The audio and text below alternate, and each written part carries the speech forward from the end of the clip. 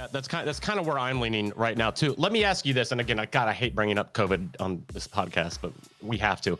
I want to go back here again because I think Well, it's when the important. live streaming industry doubles all of a sudden in You have 6 to months, talk about you it. have to Yeah. talk about COVID. Like the concurrent viewership on Twitch went from 1.2 million to almost 2.4 million in 6 months. So the industry doubled because of this virus. So you have to talk about the virus. It is the factor that blew this industry up. Let's be honest. Yeah. So let me ask you this, looking at Q4 2019 right here. Let's take COVID out of the equation. What do you think would have happened to Twitch in 2020? I think it would have plateaued. I think it would have stayed at about 1.2 to 1.4 million, and it would just continued on this middling path of growth. Maybe by the end of the year, it'd be at 1.3 million.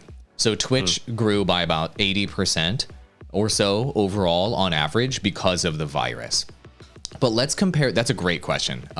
Let's compare this concurrent viewership, though. We always like to look at the competition. So if you scroll up, here's what the competition looked like at the same time. Give us a recap here. I mean, at the beginning of the year, how many streamers were there, Ross? Run us through these numbers. Everybody needs to understand how preposterous the competition is on Twitch.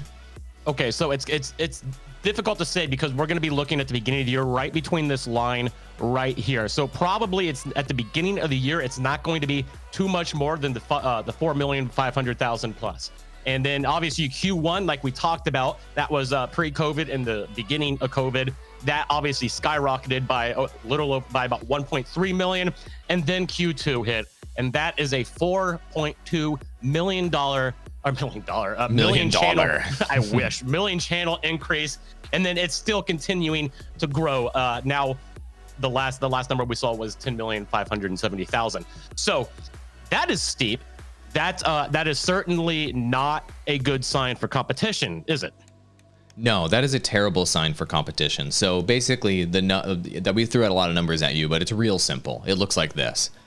The Twitch live streaming competition went from about 5 million concurrent streamers each month on average being your competition prior to COVID. After COVID, it's now 10 million. So competition doubled.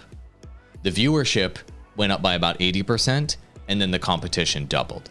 And so breaking through on Twitch became, if it was impossible before, it is literally mathematically double impossible now in terms of breaking through on the platform. So what this tells us is that it's basically par for the course actually on Twitch.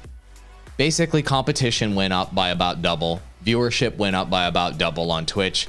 Nothing really changed if you're a small streamer or a growing streamer trying to break through on Twitch. It was pretty much little to no growth before, and it's little to no growth now.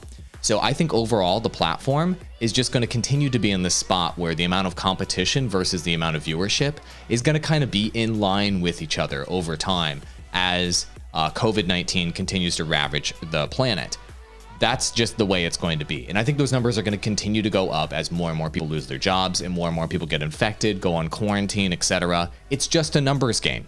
And so in this case, it's actually quite easy to predict what's going to happen because there are scientists and universities telling us what's going to happen with the virus, and they know a lot more than we do about where the trend lines could go.